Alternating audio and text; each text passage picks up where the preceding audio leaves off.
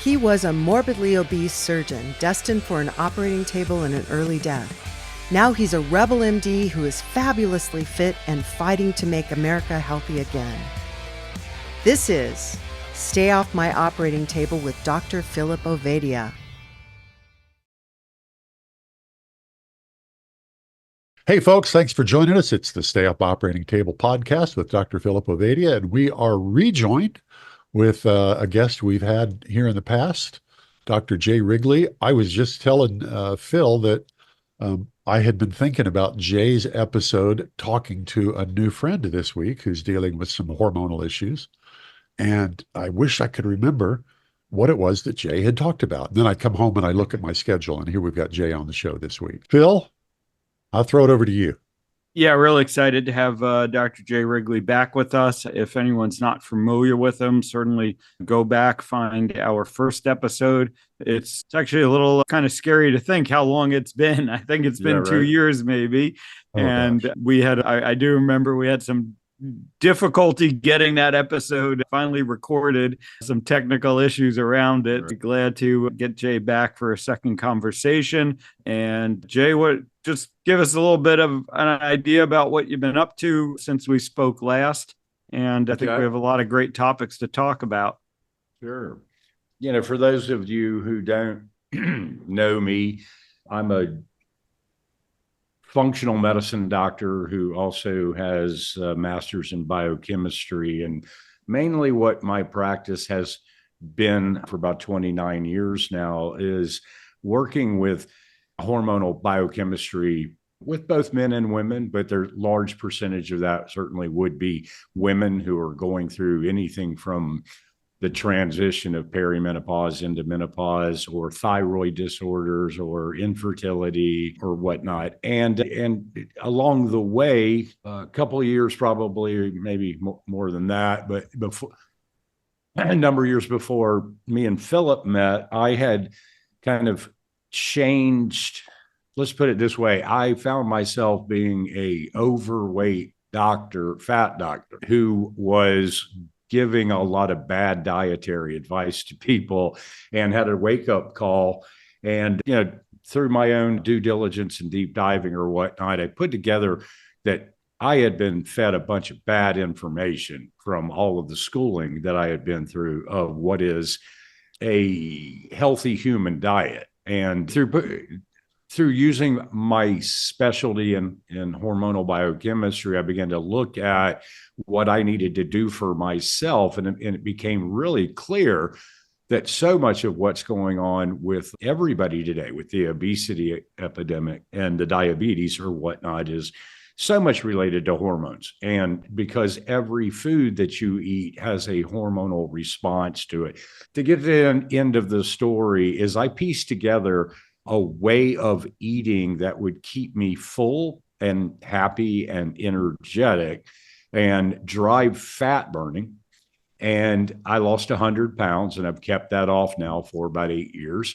And dude, this is okay. Leading back to what I was saying is, and then eventually I started meeting doctors like, Dr. Avadi here, and who were interested also in that the next step in this puzzle of healthcare and maybe the remedy for the disease management system is this focus on metabolic health, because it really seems to be at the key of just about everything that physicians deal with, whether it be chronic disease or heart disease in Philip's case, or whether it be autoimmune disorders or obesity, or on down the line. At the root of this is some kind of a metabolic dysfunction where the body is having a challenge with how to utilize energy. And most people have got themselves energy toxic because they're eating far more, driving far more of a glucose model fuel burning system that more than their body can keep up with. And all of that extra sugar, basically, that gets transferred into triglycerides, is then's got to be stored away somewhere, and that's going to be put in fat tissues. What I've been up to, I'm trying to get to, what I've been up to is just furthering how I mirror my the things that are already my wheelhouse, which is really working with hormonal balancing, and then to match that with what have learned about metabolic health, and trying to build protocols and models for both women and men who are, reach the age of 40 or beyond and have hormonal declines and things going on, and try to, teach them about methods of how to repair that, balance that, ways of eating to structure themselves to decrease inflammation and keep that stress off their, cardiovascular vessels and things like that. That's what I've been doing and we'll keep doing. And that's what's led me to, kind of enjoy kind of pairing with both Jack and Philip here, is to continue to talk about this until people understand that there's answers, and we got to get away from kind of a model that was not working very well. Okay, I'm thinking, and Phil, I know you're going to dig in with this from the scientific side, but I'm thinking about this guy I talked to earlier this week, who's, I guess, roughly my age, overweight, type 2 diabetic, and his physician has got him on one of these GLP-1 type drugs to help him lose weight. With what little I've told you, what would you say to a guy like this if he said, you know what, I want to do it the right way. I don't want to don't want to paint myself into a corner in terms of my health choices. I want to do the things that are best for my body. What would you say? What would you do? Are you asking me or Philip? I'm going to start with you, Jay. Okay. But remember, the name of the show is Stay Off My Operating Table. We're trying to keep him from getting to Phil. Exactly. It's a tricky question, because you have to look at so many, what's the circumstance that this person is in. I would, right off the bat, I'm going to go, that's not a great decision, because what we see with these types of medicines, that which can be very effective in a period of time of dropping weight. But what we see here is that it is not addressing the root cause of this problem at all. And once they come off of these meds, there is a rapid weight gain. Okay, hold on. I'm going to ask you to go slowly. Root cause of the problem. Root cause of the problem. So what's the root cause? Well, again, that's my job. And what I do is to find out in each individual what's the root cause. So in one person, it might be insulin resistance, and that's causing the problem because they can't get glucose inside the cells of their body, and they keep producing more and more insulin, which we know is a storage hormone, which is going to put the brakes on weight loss and store fat rapidly. So if that's the case, there's the root cause. Hold on. This is something new that just occurred to me. So if he's insulin resistant and he's a type 2 diabetic and he's supplementing with insulin, which is a fat storage hormone, am I hearing you right? Like, yes, you got it right. Yeah, you got it right. In the fact that you're going, why would that be happening? Yeah, that's good. You got that right. Because, that happens daily, and it doesn't make really metabolic sense whatsoever. If you've gotten to a stage in type 2 diabetes where Jack, I love it that you're like deep diving right into the heart of some serious stuff, because when you get to the point where you're making your insulin resistance and you're still making a lot of insulin, but you actually need even more insulin given to you by a physician to get glucose into the cells of your body, you've got a real big problem. And you've also got a physician who is not putting the whole picture together, because the answer is never going to be that we're going to be able to give you enough insulin to solve this problem. The problem is that insulin, your cells have lost their sensitivity to insulin. and your body's already trying to make more insulin to overcome this. And then to throw more insulin on it is just an absolute nightmare, and almost kind of like malpractice to me, because it's like if you don't deal with addressing getting this person back to being sensitive to insulin, which is not that hard. I mean, I want to say, and I think Philip would agree, is that in theory and what we've studied now, it's not a hard thing to do at all. Now, is it hard to practice for a lot of people? Because what's going to happen is they need to really, really get rid of a lot of carbohydrate in their diet. Okay, I want to clear something up. Yeah. It's not, when you say it's not hard to fix, do you mean that it is actually a relatively simple fix? That it's simple, but it's hard to implement. That's what I mean. Painful to implement. Yeah. And it's about compliance, and it's about, discipline and whatnot. It's a simple, absolutely simple thing to fix. I mean, all you'd have to do is get rid of all the carbohydrates in your diet for a period of time and force your body to have to start burning body fat for fuel. And what would happen is your insulin receptors and you would become sensitive again, and it would fix this problem. Now, I'm not a huge fan of a zero carbohydrate diet, not at all, but there are periods of time where I see that it could be beneficial for a person to eat a carnivore diet for a period of time if they've got an autoimmune disorder or something that is driving inflammation, and we really want to get that down. But anyway, let's get back to the point. Point is that, it's super easy to fix, because all you have to do is shut down the body's ability to have glucose or something that gets broken down into glucose, which would be any carbohydrate, whether it be a starch or a vegetable or a fruit or whatnot.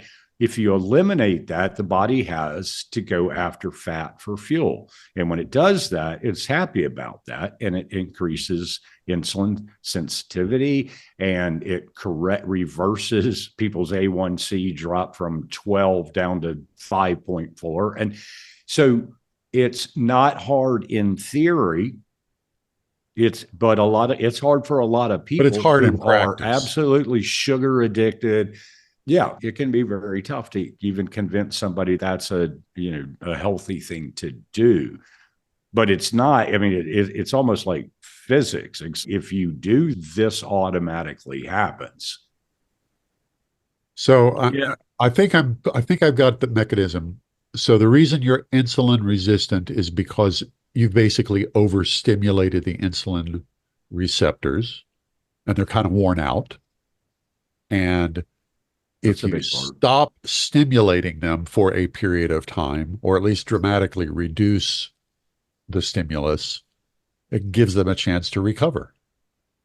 But to take that a step further, there are huge benefits just from having low insulin levels.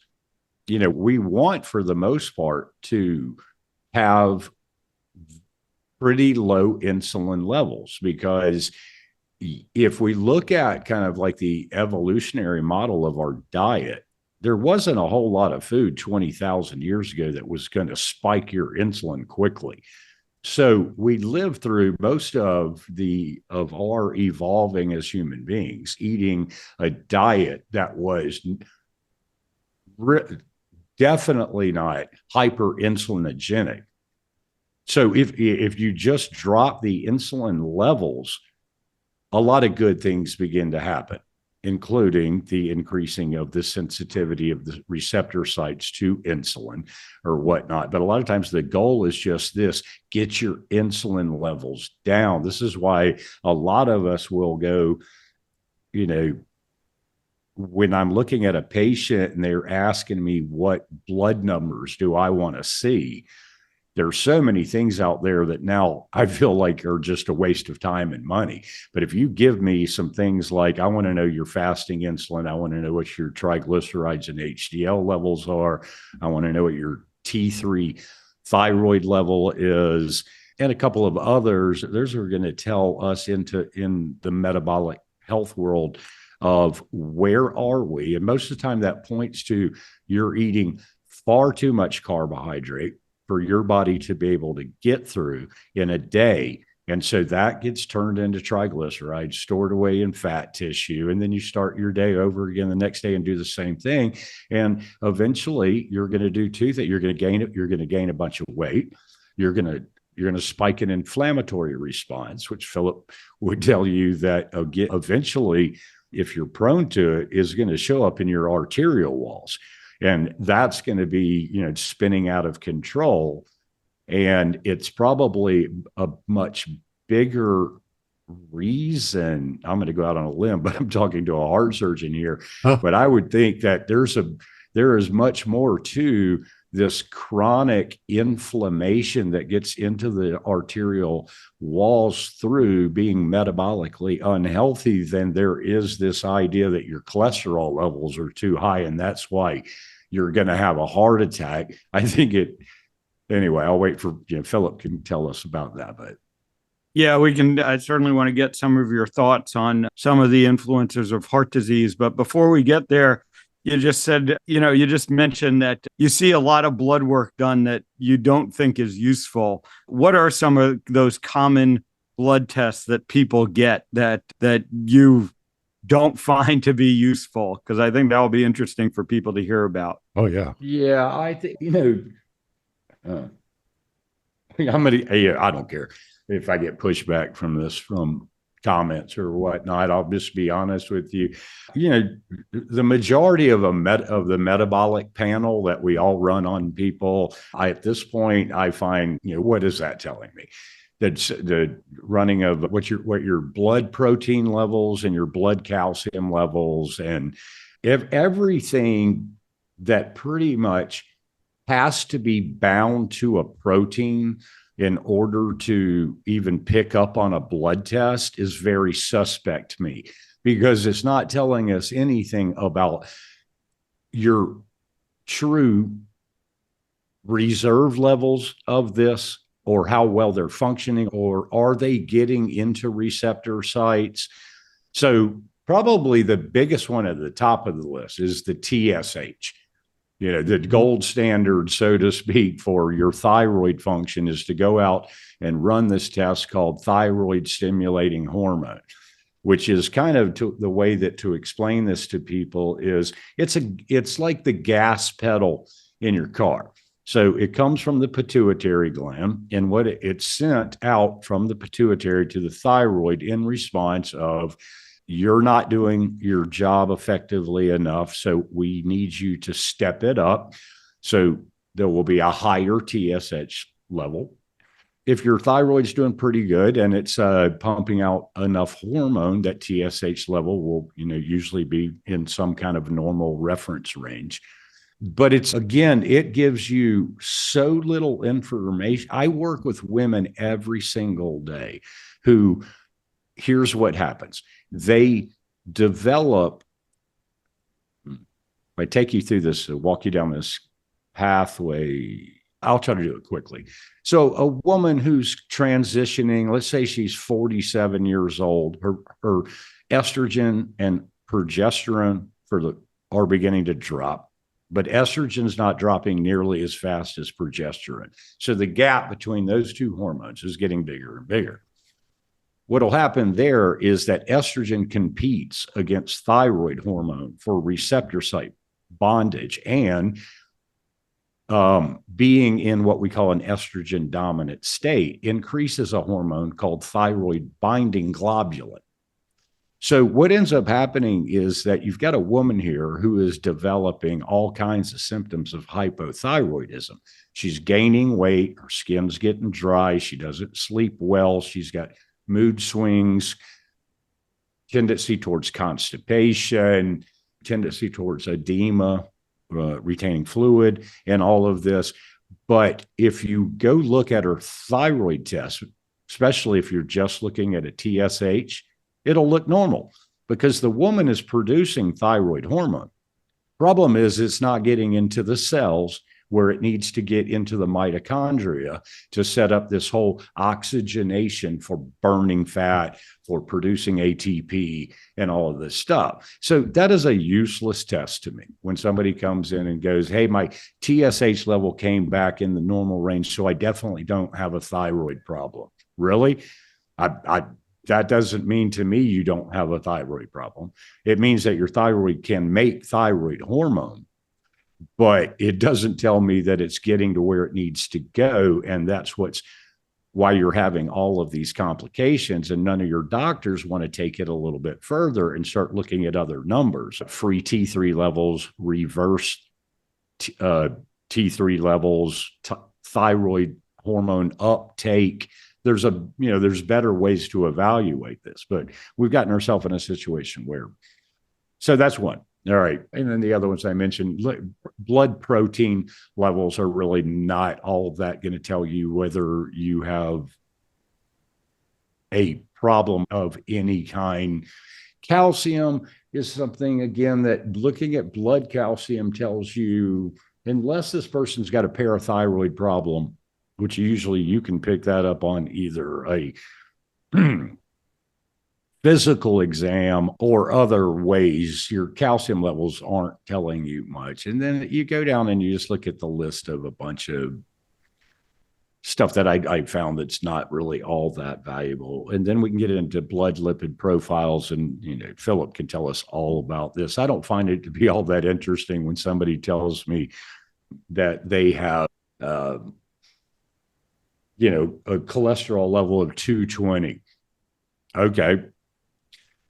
Let's look at, but your triglycerides are 90 and your HDL is 60. I'm not really concerned about your 220 total cholesterol at all. So right. Cholesterol isolated, your total cholesterol isolated, I think really provides really little information. And I'd love to hear Philip talk about that, because I don't know if he would disagree, but in and of itself, just a total cholesterol level doesn't seem to hold a lot of weight to tell somebody that, oh, you've got a big risk factor here for cardiovascular disease. Yeah, certainly, as I've talked about many times, we really want to know about the quality of your cholesterol, and we want to know what is the environment that cholesterol is in, because that's what really is determining whether or not the problem that cholesterol gets involved in, heart disease, is going to occur. It really has very little to do with the cholesterol. It has to do with everything around the cholesterol. And, one of the reasons we wanted to have you back on to talk about was, your expertise, your understanding around the hormones, specifically kind of the sex hormones and the thyroid hormones, and how those interact, how those contribute to the risk of heart disease. Mm-hmm. Yeah, definitely. So again, we had kind of mentioned this earlier, maybe before we started recording, but something that still doesn't get as much press as I thought it would is that, heart disease still is the number one killer of females and males, I believe. Unless that's been replaced now with cancer, but you can tell me that. But in females, the number one cause of death is some kind of cardiovascular problem. And it usually takes place in right around menopause. And so if you start thinking about why would that be, okay, so you've got in menopause, and for those of who, I need to know what that really means. Menopause really medically means that a woman has gone 12 months without having a menstrual cycle. But even earlier than that, when a woman has skipped 3 or 4 periods and is on her way to that. So what's happening here is you've got 3 primary hormones that are dropping. And at this point, they're dropping fairly quickly, although progesterone has already dropped and outpaced the other 2. But now your estrogen levels are dropping and your testosterone levels are dropping. Okay, so these 3 sex hormones, sex steroid hormones, are all manufactured through a pathway that starts with cholesterol. So your liver produces cholesterol. It turns that into a precursor hormone called pregnenolone. And then from pregnenolone, your body chooses to shunt that precursor into, does it need more progesterone? Does it need more estrogen? Does it need more testosterone through androstenedione? But so these three metabolic hormones are beginning to drop, and cholesterol was the building block to make all of them. So naturally, what happens is menopausal women start stockpiling cholesterol. Take away any woman who is going through menopause who has chosen not to do any kind of hormonal replacement therapy, and you're going to see that their cholesterol levels are higher than they used to be before they started being in menopause. And that's just the body saying, we're trying to hoard the building block to make the hormones that are deficient in your body. Now, this is where it gets confusing. It's not that your body's stockpiling cholesterol that has anything to do with their increased risk in heart disease, really. It's the fact that when the body has this decline in these hormones, it views it internally, even though it's a natural process that's been going on in women, and it also goes on in men too. We can talk about that later. But it's a natural process. But internally, the body views this as a stress. It's okay, this has to be dealt with. We don't have the amount of progesterone, testosterone, and estrogen that we used to do. That is a stress to the body because the body's always looking for homeostasis. So the body is looking for, how do we make up and keep the body in homeostasis with the deficiency of these hormones? The first mechanism is it's going to call upon the adrenal glands to produce more cortisol, because cortisol is our stress hormone that is used to, do all kinds of good things. We die without it. But what you don't want is this chronic low level of elevated cortisol, because this is sending an inflammatory marker through your body all the time. And what that mildly elevated cortisol will end up doing is it will interfere with the thyroid function, which is we talked a little bit about this, but I would love people to know that people have this tendency to think about, thyroid, all about, metabolism. It is, but probably better to know the mechanism of why it gets tagged that way. What the thyroid is all about is oxygenation. It's about getting oxygen inside the cells of your body. And we know from think about a fire, you can't have a fire burn without oxygen. So if you can't get oxygenation inside the cell and mainly to the mitochondria, then the suffocation of the inside of this cell is going to be really crappy at being good at, many different things. One would be producing ATP. One would be you're just not good at lipolysis. You're not good at fat burning if you can't get oxygen into your cells.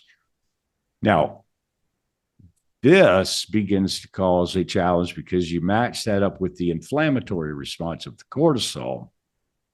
And I believe that we're in here, you're beginning to see the mechanism of what begins to put stress on the inflammatory cascade that leads to the inside of the vessels to become inflamed.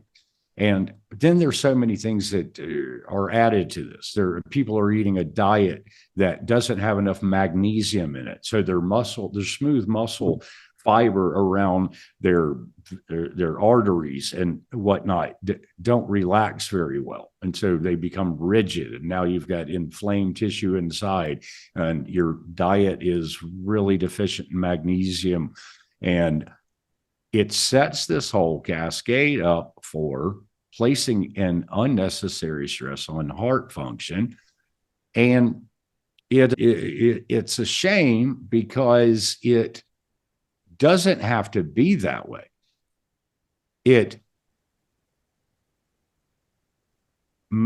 So much of that can be addressed with diet. So much of the taking the stress off of the adrenals producing too much cortisol, so much of what you can do to eat a nutrient-rich diet that improves thyroid function and decrease inflammation is all going to be very helpful for you. But if you don't get on it, and you don't take care of eating an anti-inflammatory diet, you don't take care of trying to do what you can do to balance your hormones and keep your cortisol levels low and to keep some of the other hormones a better level, aerobic exercise, high intensity interval training, strength training, all of these things help increase back testosterone levels, to some extent bring estrogen levels up, and put a woman back into a case where she's not at such a risk for just cascade that can lead to eventually heart failure or whatever. And really it's through inflammation is the way that I see it more than it. Yeah. So do you think that really all women would benefit from keeping their hormone levels higher, counteracting sort of what tends to naturally happen during menopause? How do you view which women will benefit? Or do you think kind of almost all women should be on some sort of hormone replacement therapy as they're approaching or going through this transition? That's a super question, and it's a tough one because, I deal with this every day, 25 times a day, it seems. And the things are that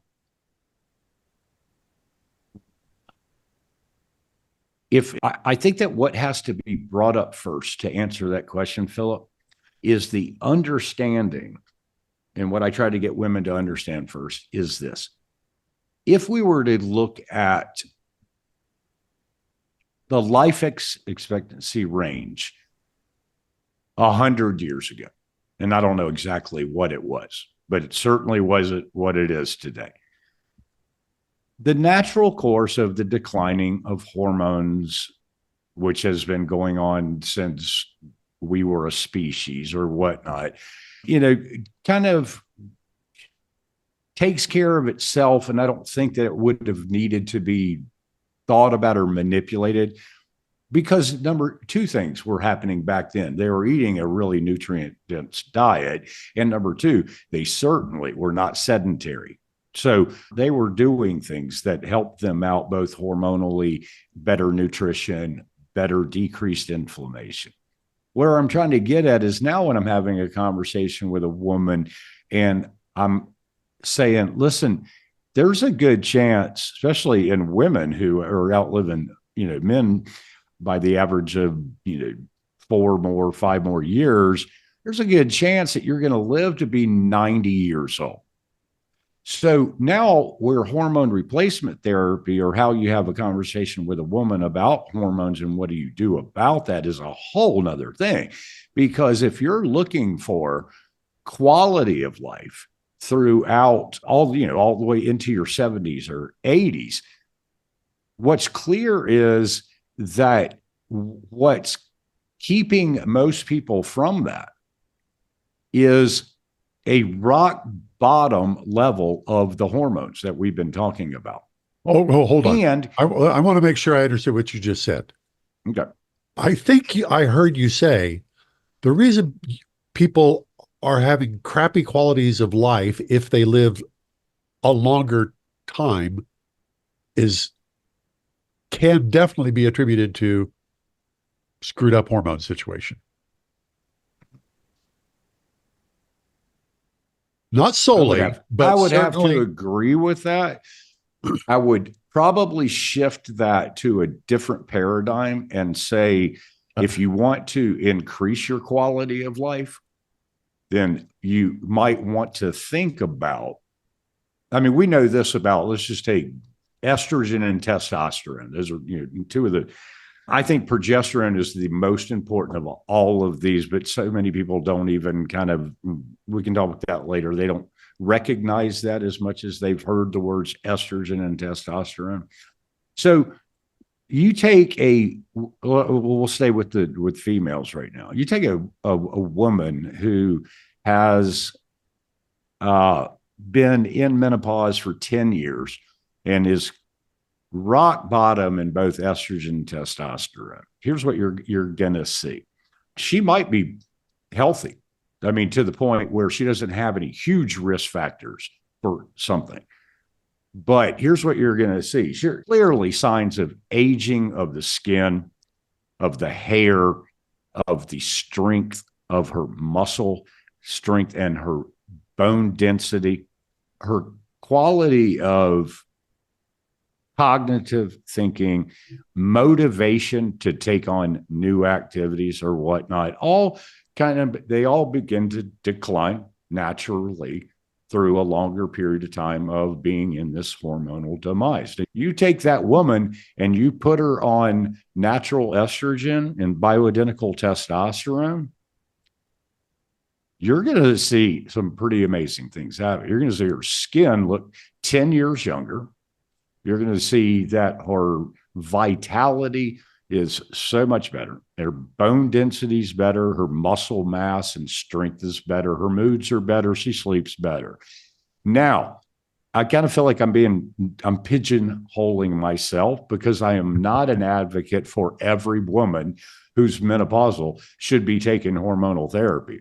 But what I am an advocate for is that there's somewhere in here that we're beginning to see that if we're going to keep living longer and longer through, what medical science has done for us and some of the removal of some of the diseases that we used to have to deal with that we don't anymore, this is going to become more of a conversation because you want to have the best quality you can into later life. And if done correctly, what I can clearly see after 29 years is that hormones got a bad rap and for a bad reason. It wasn't the idea of bioidentical hormone replacement therapy in small amounts, physiological amounts, is not only not harmful, it's actually protective of many things, including cardiovascular problems. But where we got into problems is that we did what we always do, is that we ran down this road. Somebody very quickly decided that let's see how we can first take horse urine and then synthesize that into a synthetic version in a laboratory and give that to a woman and expect that we just took care of her estrogen deficiency, only to come to find out that, wow, that's like lighting a fire for reproductive cancer, breast cancer, or whatnot.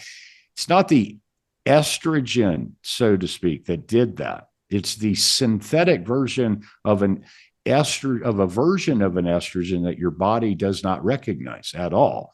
And this happens all the time, and it's a real problem. The biggest one is with birth control pills and some of the other hormonal replacement therapies that I see where doctors are handing out what they tell patients is progesterone. And it's not, it's a progestin.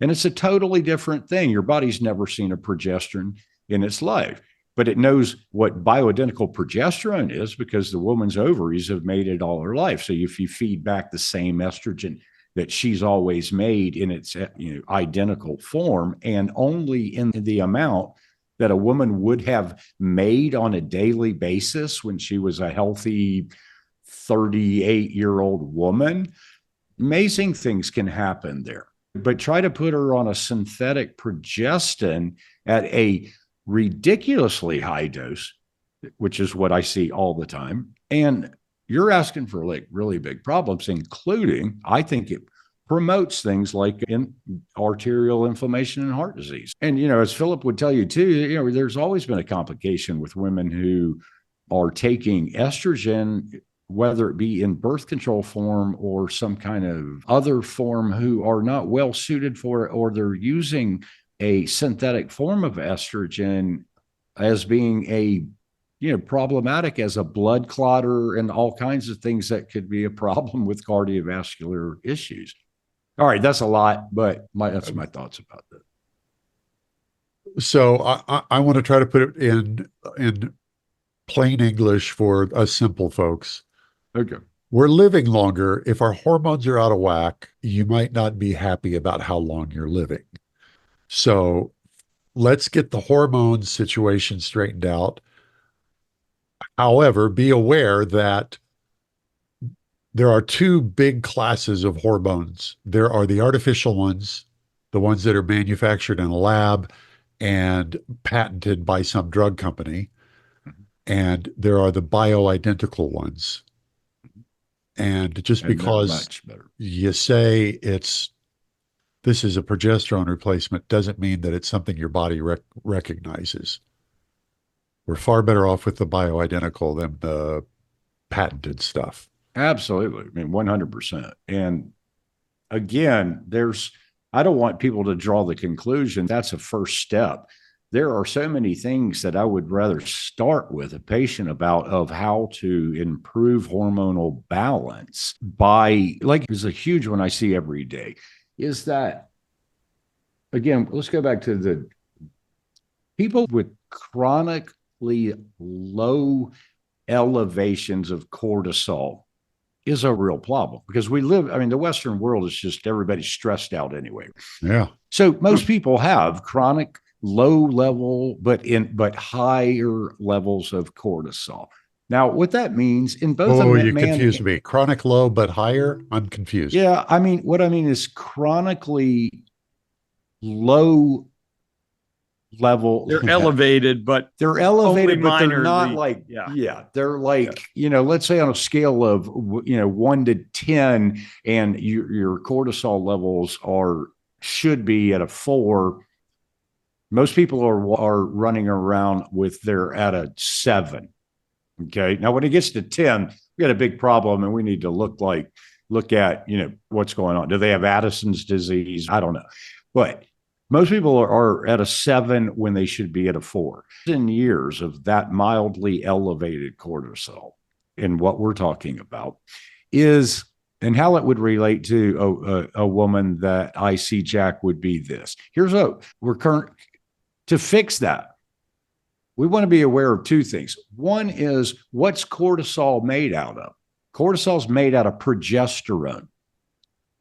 This woman already has her progesterone levels declining naturally. So the little bit of progesterone that she's still making is being robbed to make cortisol out of. So now she basically has no progesterone, right? Because she's stressed out.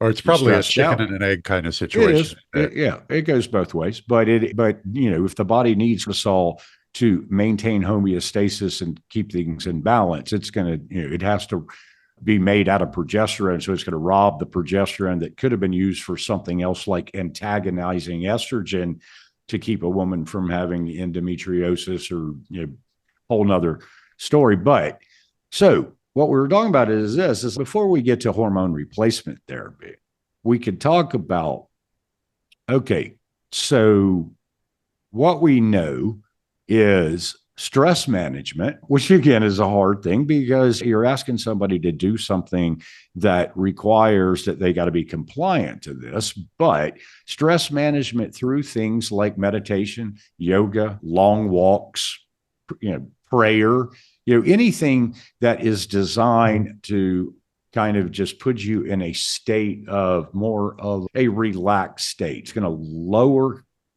cortisol, right? Now, that's going to have a direct effect on now you have more progesterone available.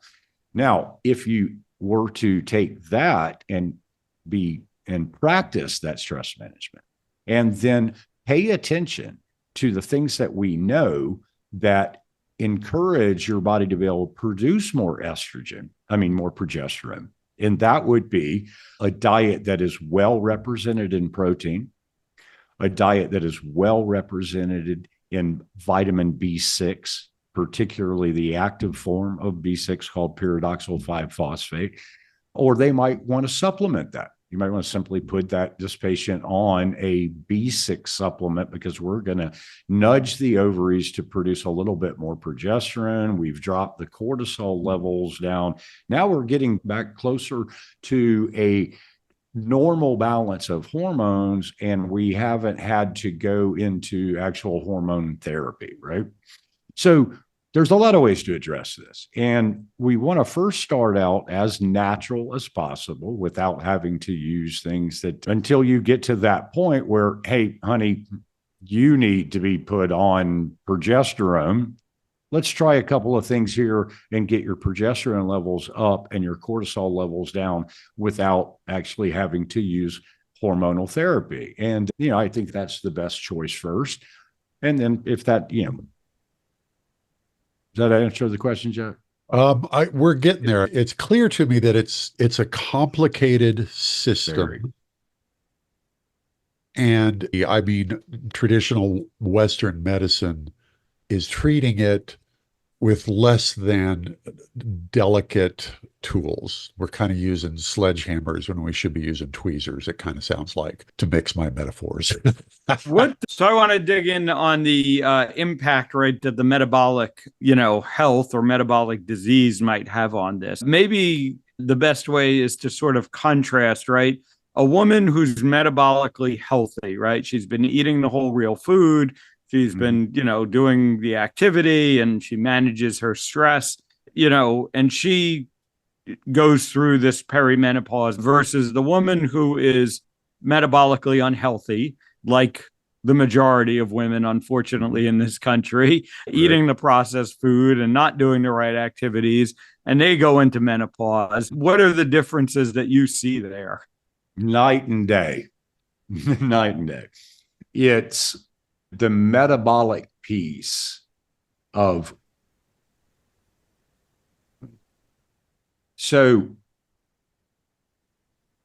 being metabolically healthy, so to speak, and certainly being able to adapt to your body can easily fluctuate back and forth between using glucose for fuel or fat for fuel, has a profound impact on keeping your body uninflamed, supports hormonal balance by keeping cortisol levels down, improves thyroid function for sure. And if you're doing those things and you're metabolically healthy, you're going to find that going through menopause it can be, I haven't seen this in so long, Philip, to tell you the truth, but I know that it can be kind of a smooth sailing if you're really taking care of your health. If you're doing the right diet, exercise, sleeping, taking time to make sure that you're managing sleep well and stuff like that, it can be a fairly smooth ride. Now, even in those people, I still see like usually some little blurbs that things aren't, I'm not sleeping as well as I used to. That's not that big a deal. We can fix that with, in what I do. That's now, on the other hand, you take a woman who has, completely wrecked her metabolic health, has become, super insulin resistant, and which has already started the inflammatory cascade, which is already soaking up all of her progesterone and make cortisol. This is the woman who is going to, in mid to late perimenopause, is going to have, I'm going to see her. And first thing is she's going to be anxious, and she doesn't know where it came from because she's never been an anxious person. Now she's got anxiety. She's gained 15 pounds without changing anything about her diet. She cannot stay asleep between 1 and 3 o'clock at night. She has terrible mood swings, completely has lost her libido. And irregular periods, if she's still having periods, they're getting really out of control. They're starting to come every 2 weeks with really heavy bleeding for the first 2 or 3 days. And this is all caused by not paying attention to being metabolically healthy as you're getting ready to go through this hormonal change. And it's sad to see, but again, there's such an answer there. If somebody really wants to go, I see this now, I believe, I've heard enough from you docs like you and Philip and whatnot, that there's an answer here to approach the root cause of these issues, as opposed to putting Band-Aids on these issues. Then, they can turn this around for themselves. But it's night and day. And I encourage every woman to, really take this seriously, of getting yourself metabolically healthy. And because you don't want to see what it's like to have a severe hormonal drop at 49 and you're already pre-diabetic and need to lose 75 pounds and having, migraines, and you don't sleep well already, and watch how that just gets worse and worse. And the work gets harder to turn around, even though they can always do something about it to turn around, but it gets harder and harder the more they've let it go. And again, I want to just bring up men too, because, one of the things that this is happening in men so much, but nobody really is talking about the biochemistry of it, of the typical man is not understanding that if your diet looks like pizza and beer and you're playing video games and you're sedentary and you're stressed out at work, then what's happening, what you're going to see here is, and I put this out on Twitter a lot because I'm trying to get, guys' attentions. And so you'll hear me talk about things like man boobs. Because I feel like maybe that'll wake them up, because the ones that they don't want man boobs. And so what's happening here is this, concoction that I just put together of the poor diet and beer drinking and video games and stressed out and they don't sleep well. So what they're doing is they're creating a ton of an enzyme in their body called aromatase, right? So aromatase is what converts testosterone into estrogen. So these men are out here making the primary amount of testosterone that they have in their body is getting converted into the female hormone estrogen. Now, we need some estrogen as men, but not very much of it. But if you've got this aromatase just cranked up, they're turning this into estrogen. So they're going to get all kinds of estrogen characteristics, like they're going to grow fatty tissue on their boobs, and they're going to have their abdomens are going to blow up because that's where they're going to store all their fat. And they're going to have issues with no libido, no motivation to do anything. They're going to be fatigued all the time. And they might even start getting, issues with hot flashes and night sweats, and certainly insomnia and all that kind of stuff. So it affects men too. And my goal is to try to get people to understand that there's a lot going on here, and a lot of it's related to biochemistry of hormones and enzymes or whatnot. And let's get that straightened out. So in a situation like that, if you give testosterone replacement, which again is maybe a bit of a default reaction these days to these problems, it sounds like you may make that worse, right? Because if you have this high aromatase and you're giving more testosterone, it's more of it's going to get converted to estrogen. It's going to be a disaster. It's going to be a disaster. But here's how modern medicine unfortunately deals with that. They will take that man and they will put them on testosterone, but they will require them to take an aromatase inhibitor. And now you're talking about all kinds of issues, because aromatase inhibitors are not friendly to our biochemistry at all. They come with all kinds of side effects that you don't want. But the doctors who practice that type of hormonal therapy go, it's better that we want to keep your testosterone being testosterone. So you've got to take this aromatase inhibitor along with the testosterone. And it's, I think they're playing around with stuff you don't really want to be playing around with. Wow. Yeah. Okay. And people are lining up for it too. They're lining up for it. And these GLP-1 drugs are it's clear that they are going to be the most profitable drugs in the history of the pharmaceutical industry because they give these superficial results very quickly.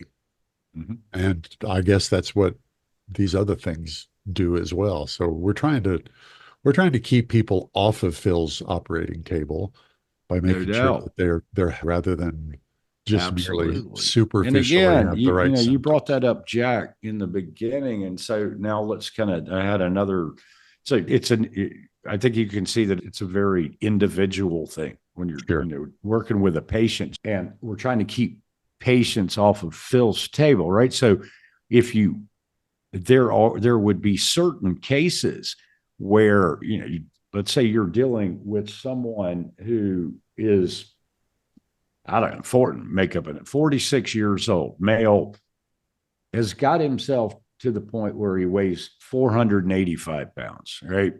Yeah.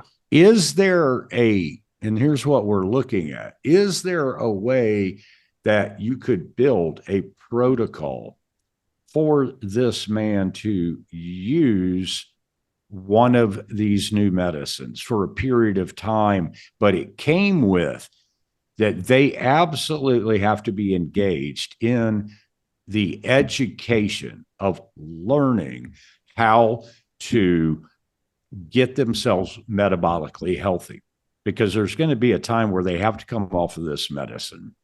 And if they haven't done anything but the medicine, they're just going to blow right back up. And if they learned how to utilize things like maybe I kind of promote what's called a lower carbohydrate, higher protein, moderate fat diet. Because it's really because of the wheelhouse that I work with in menopause. Once these hormones have begun to decline, the idea of a woman being on a true ketogenic diet absolutely makes zero sense whatsoever. And again, I just kind of went off, but I'm going to try to bring it back around. That'd be cool. I need to hear more about that. Yeah. Yeah, I got to explain that if I'm going to throw it out there. And here's why that is. The hormones we've been talking about in the three, in a woman that's going through perimenopause and now into menopause, estrogen, progesterone, testosterone, all are part of a younger woman's, a big part of their metabolism. Each one of these has a role in body composition, burning fat, and keeping people from being obese. So when these levels begin to drop, and they drop significantly, the idea of putting on this woman on a low carbohydrate with a moderate to low protein diet and a 70 to 80% of her calories coming from fat is ludicrous, because there's no way without that metabolic power of those hormones that you could ever burn enough of that fat that you just took in, even though that you're thinking that this is going to be great because I'm going to produce a bunch of ketones, which you might, but you're not going to burn through all of that energy toxicity that you took in with 80% of calories from fat one day before you get up the next day and you start this over again. And it's something I deal with every day. I'm so faithful to the ketogenic diet, and now I'm 49 or 50 and I'm beginning menopause, and all I do is seem to gain weight. Yeah, you cannot sit around adding butter to your coffee and cooking ribeyes with another stick of butter and all of this and lose weight at that age. Now, a healthy 28-year-old male who's an athlete, absolutely. He can get ripped doing a ketogenic diet. But this is not the diet for once you've reached the stage of life where your hormones are starting to drop. You want to moderate that fat. And in no way am I talking about a low fat diet. I'm just talking about get rid of the idea of the ketogenic high fat diet, but focus on protein, because protein is the most satiating of the macronutrients by far. And anyway, so can't even remember where we started this whole thing. Oh, that's okay. The problem leads Jay, back to protein ultimately. yeah, absolutely. I think that's what we all keep coming back to. Protein. you're so dang interesting that I just want to keep talking, but I don't want to wear our listeners out. I'm about half inclined to edit this episode and drop it as 3 separate episodes because there's so much that you've given us. We're going to wrap it up. Yeah, you figure out what you want to do with that. So I love you guys, so I'm available anytime if you want. I Hopefully love we can do talking this with at least you. once a year. Yeah, more than every 2, right? So tell our Yeah. listeners how to find out more. Okay. If you're interested in my work at all, the 2 things. One is you're going to find me on most social media platforms. Primarily, I do most of my work on Twitter, but Instagram, Facebook as well to a lesser extent. But everything is at the @sign at hormone diet doc. So that's where you're going to find me. And then my website is drjwrigley.com. And those are the 2 places you can get educated on what I do, how I kind of work with people. And I try to put out, as much as I can to help people, just keep people educated. I think, our job right now, and Philip does a great job of this, is right now what we've got to do is just get people educated, because people still, it blows my mind that so many people are still, like, I find every day I'll put up, a tweet about something and somebody will come back and go something like, are you sure that I can eat eggs? Because I know eggs have cholesterol in them, and won't that give me a heart attack? And I'm going, man, I thought we were way past that. I thought we were past that. Every time you think we get past the eggs, they release another study of some sort trying to bring them back in. Absolutely. It's crazy. Hey guys, thank you so much for inviting me back on. And this is great. It's been fun to watch. Philip, it's been fun to watch you grow, and you're really making an impact, and good for you, man. Thank you, Jay, and keep up all the great work that you've been doing. All right. We appreciate it. This has been Dr. Jay Wrigley. For Dr. Philip Ovadia, this has been the Stay Off My Operating Table podcast. Thanks for joining us. We'll talk to you next time. All right. Ciao, guys. Chances are you wouldn't be listening to this podcast if you didn't need to change your life and get healthier. So take action right now. Book a call with Dr. Ovadia's team. One small step in the right direction is all it takes to get started. Contact us at ifixhearts.com/talk. That's ifixhearts.com/talk.